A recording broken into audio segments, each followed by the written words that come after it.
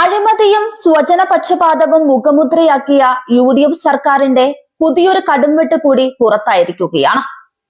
മന്ത്രിമാരുടെ പേഴ്സണൽ സ്റ്റാഫിലേക്ക് തങ്ങളുടെ ഇഷ്ടക്കാരെയും ബന്ധുക്കളെയും തിരുക്കി കയറ്റുന്ന വൻ അഴിമതികൾ പുരോഗമിക്കുന്നതിനിടെ ഇതെല്ലാം പൊതുജനം അറിയാതിരിക്കാൻ സർക്കാർ ഉത്തരവുകൾ പ്രസിദ്ധീകരിക്കുന്ന ഔദ്യോഗിക വെബ്സൈറ്റ് തന്നെ സർക്കാരും പൊതുഭരണ വകുപ്പും ചേർന്ന് മുക്കിയിരിക്കുന്നു.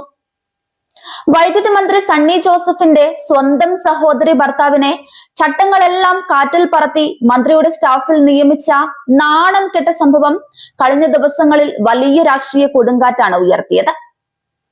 ഈ ബന്ധു നിയമന വിവാദത്തിൽ UDF സർക്കാർ പൂർണ്ണമായും പ്രതിരോധത്തിലായതിന് തൊട്ടു പിന്നാലെയാണ് ഉത്തരവുകൾ പുറത്തുവിടേണ്ട വെബ്സൈറ്റ് അപ്രത്യക്ഷമായിരിക്കുന്നത്. ഇത് വെറുമൊരു സാങ്കേതിക തകരാറല്ല, മറിച്ച് മന്ത്രിമാരുടെ അവിഹിത നിയമനങ്ങളുടെ ഉത്തരവുകൾ ജനങ്ങളിൽ നിന്നും മാധ്യമങ്ങളിൽ നിന്നും ഒളിച്ചു വെക്കാനുള്ള ബോധപൂർവമായ പിൻവാതിൽ കളിയാണെന്ന് പകൽ പോലെ വ്യക്തമാണ്. പൊതുജനങ്ങളുടെ നികുതി പണം കൊണ്ട് ശമ്പളവും പെൻഷനും കൊടുക്കേണ്ട മന്ത്രിമാരുടെ പേഴ്സണൽ സ്റ്റാഫ് തസ്തികകളെ സ്വന്തം കുടുംബക്കാർക്ക് പങ്കിട്ടെടുക്കാനുള്ള വിഹിതമാക്കുകയാണ് മന്ത്രി സണ്ണി ജോസഫ് ചെയ്തത്. യോഗ്യതയുള്ള ആയിരക്കണക്കിന് ഉദ്യോഗാർത്ഥികൾ പുറത്തു നിൽക്കുമ്പോഴാണ് സണ്ണി ജോസഫ് തന്റെ സഹോദരി ഭർത്താവിനെ പേഴ്സണൽ സ്റ്റാഫിലേക്ക് തിരികെ കയറ്റിയത്. നിയമനം വിവാദമായതോടെ ബാക്കി മന്ത്രിമാരുടെ സ്റ്റാഫിലേക്ക് നടക്കുന്ന നിയമനങ്ങളുടെ വിവരങ്ങൾ പുറത്തു വന്നാൽ സർക്കാർ വീണ്ടും നാണക്കേടിലാകുമെന്ന് ഭയന്നാണ് പൊതുഭരണ വകുപ്പ് അടിയന്തരമായി വെബ്സൈറ്റ് തന്നെ ഡൗൺ ആക്കിയത്.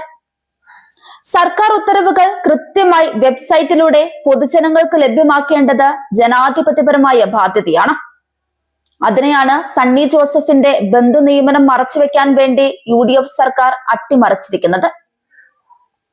ഇത്രയും വലിയൊരു അഴിമതി നടന്നിട്ടും വെബ്സൈറ്റ് അപ്രത്യക്ഷമായതിന് സാങ്കേതിക പ്രശ്നമെന്ന സ്ഥിരം ക്യാപ്സൂൾ ന്യായീകരണവുമായി പൊതുഭരണ വകുപ്പ് വരുന്നത് ജനങ്ങളെ അങ്ങേയറ്റം വിഡ്ഢികളാക്കുന്നതിന് തുല്യമാണ്.